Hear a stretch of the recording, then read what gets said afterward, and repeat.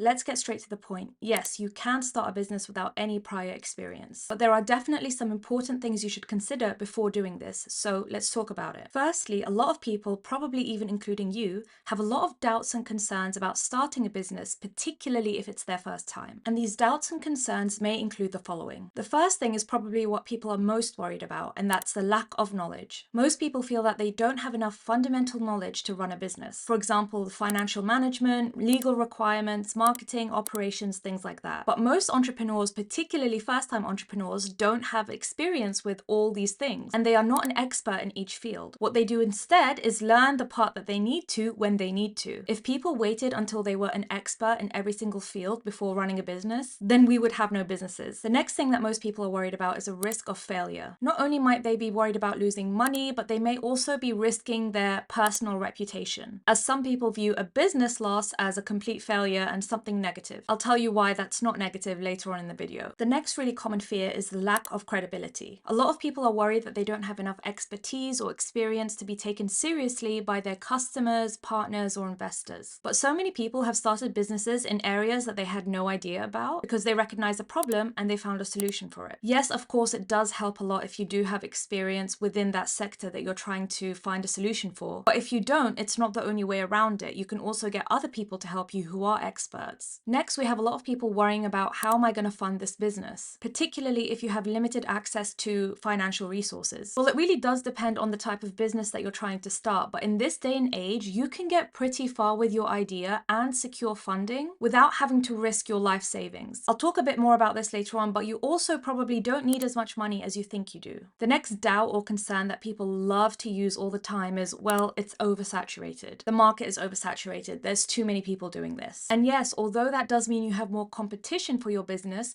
that's actually less risky than starting something off brand new because you have a proven market and a proven business model that works. It's way riskier to go in and create something that has actually never been done before. The key here is finding something that truly makes you unique and stand out, and not just something that you think is cool, but something that the customers are actually lacking in the other products. And then we have things like people are worried about their limited network. Oh, I don't know enough people. I don't know the right people. And yes, while some people do have a better network than others, that shouldn't be something that stops you because you can always build relationships. And we now have more access to people than we ever did before, so there should be a way for you to build a network. And finally, people are worried about balancing their responsibilities, like how will I manage my life? How will I be able to see my family, my friends, things like that. And the important thing to note here is that it does require a degree of sacrifice. You likely won't have an easygoing time setting it up. It might mean sacrificing some time, some energy, or some money. And starting a business, particularly as a first-time founder, doesn't usually equate to the best work-life balance. It's only when you've gotten over those hurdles and spent years and years building something that you can sit back, automate it, and let it flow. So yes, it can definitely be freeing in many ways, but starting it up is also very time-consuming. And whilst all these doubts and concerns that I've mentioned definitely are valid and common, if you have the right mindset, you're determined, and you're hardworking, you can definitely overcome them at some point. I can't guarantee that you will eventually build a successful business because there are so many factors that play into it, but your lack of experience shouldn't be the thing holding you back. But that being said, even though it's possible, it does not mean it's easy. Entrepreneurship can be one of the most exciting yet challenging things that you will go through. And like I mentioned before, one of the main things that you really need to accept and embrace moving forward if you will start this journey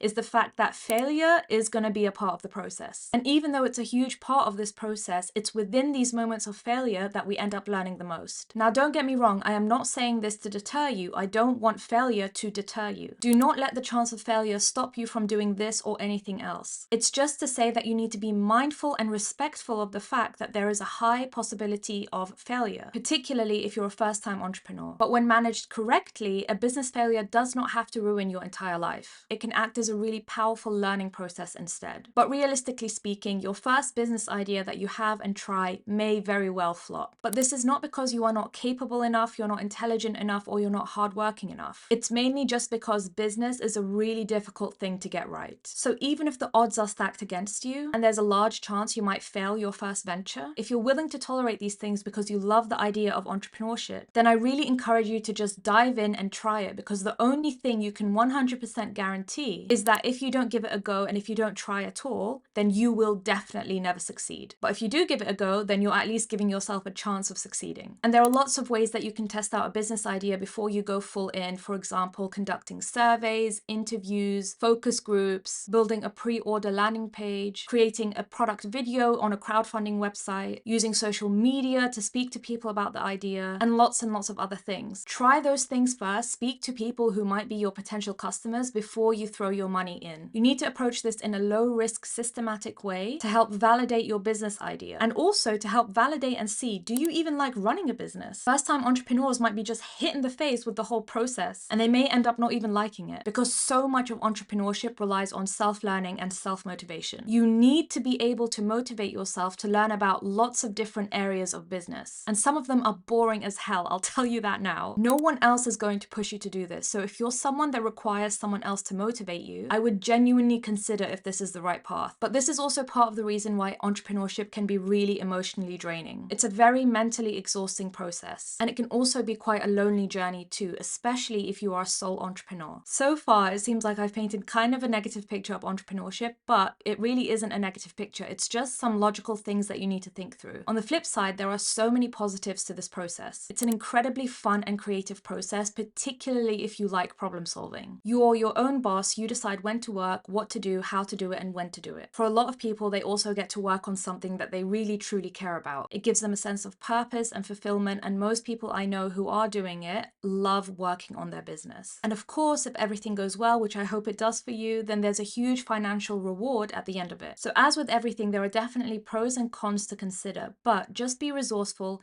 be brave, and don't let failure get in your way. And if you need a bit of help and direction as to how to get started building a business, then I have another video which you can watch here. And this video goes through 10 steps of how to build an online business. But the points I mentioned can also be applied to other businesses outside of the online space. I also have an email newsletter which you can subscribe to, where I'll be sharing some more resources and guides and things like that. I'll also add a link to that below. I hope to see you guys there. Hope you enjoyed the video, and I'll catch you in the next one. Bye!